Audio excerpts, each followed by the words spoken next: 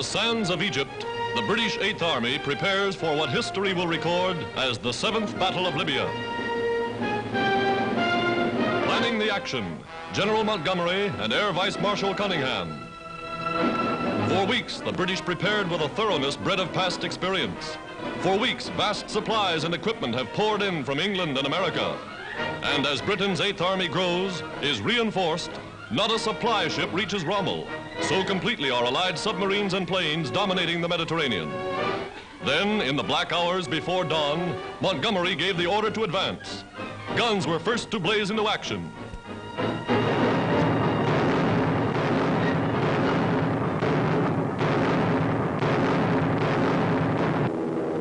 Daybreak, and squadrons of Allied fighter planes take to the skies. The most powerful air fleet ever unleashed in the Middle East.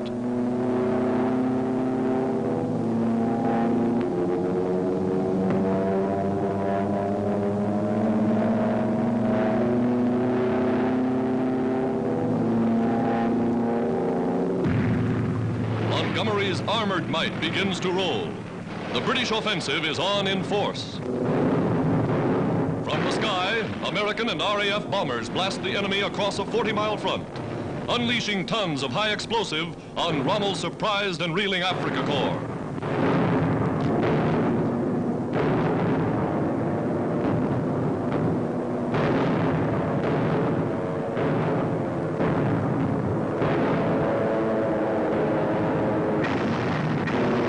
Relentlessly, United States bombers press home the attack, concentrating on troop transports and supply lines. Yankee bombardiers and Britons repaying the Nazis for the strafing of helpless civilians who once fled along the choked and bleeding roads of Belgium and France.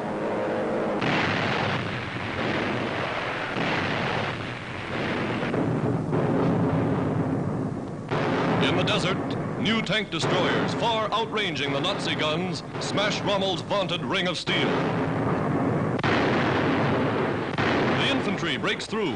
Scots of the reformed 51st Highlanders, shattered in Europe, now avenging their comrades. Tanks, guns, men, Canadians, British, Anzacs, slashing the Nazi forces to ribbons.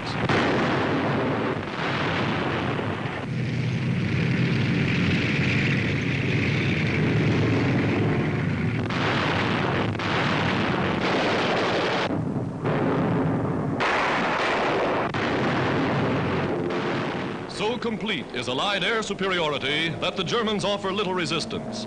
Sailing above and through Nazi anti-aircraft fire, the bombers shoot down Messerschmitts that challenge their advance.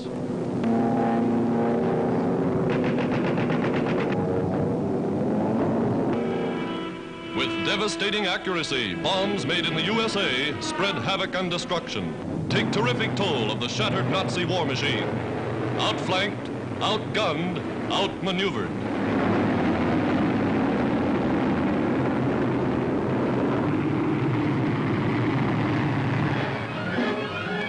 The roundup of prisoners, dazed, shell-shocked Nazis, remnants of the once proud Africa Corps, whole divisions of Italians, abandoned by their German masters, gave up, begged to be captured.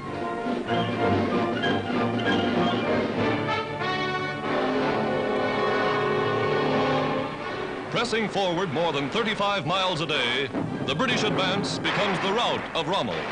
Advancing past battered tanks where so-called Nazi supermen died in frenzied flight. The desert strewn with their dead. Here, the Nazi goal of conquest is buried in the sands of Africa.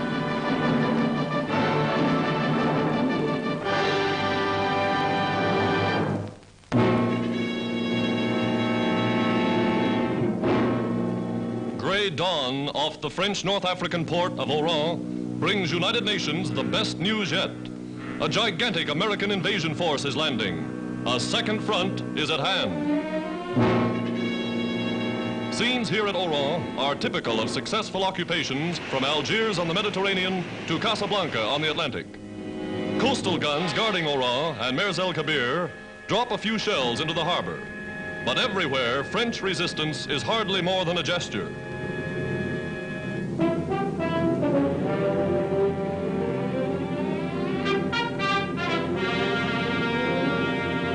From transports standing offshore United States troops observe the action, await the order to go in. They go in armored snub-nosed assault boats, well protected from fire.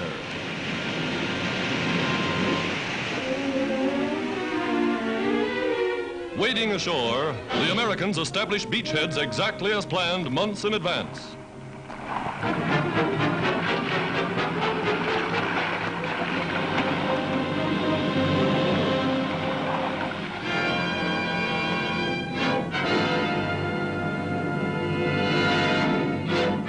Supplies and equipment follow with a miracle of coordination and efficiency. Everything is carried out according to schedule. Losses to French shipping are slight.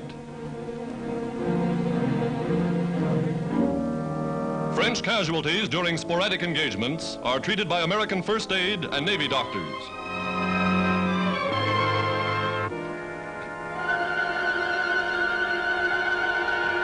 The American entry into the historic city of Oran is a memorable event.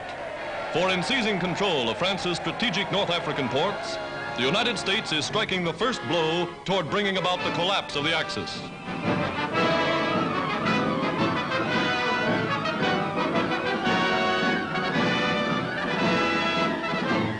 Troops first bombard the natives with leaflets printed in French, bearing a message from President Roosevelt.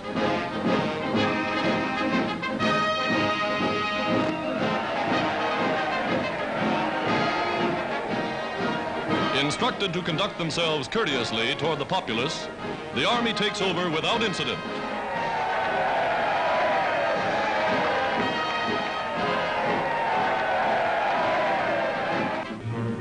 A French hero of another war is honored.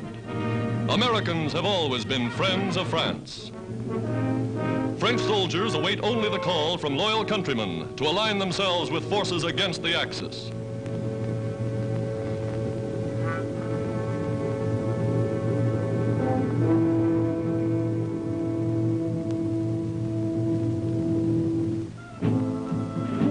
Natives of Oran look with interest upon the Americans of whom they've heard so much. Gape with wonder as a Signal Corps trooper contacts his regiment by field telegraph. First to be seized are Oran's 4 aerodromes. Paratroops took over Blida and Maison Blanche, the principal fields in Algiers. Consolidating their positions, United States mechanized units moved quickly to cut railway lines and highways, to join United States forces in the northwest with the British in Libya. For with the Axis thrown out of Africa, one prong of Hitler's pincers to strangle the Middle East is utterly destroyed. Of far greater significance, when the United Nations hold North Africa, the Axis will be open to attack from Sicily to Murmansk. African oil tanks are in Allied hands. Power plants are taken over. Railway lines are operated by experts from America. Trucks can now haul supplies overland. Down the excellent coastal highway, American infantrymen swing along on the road to Tunisia, the last Axis stronghold in Africa.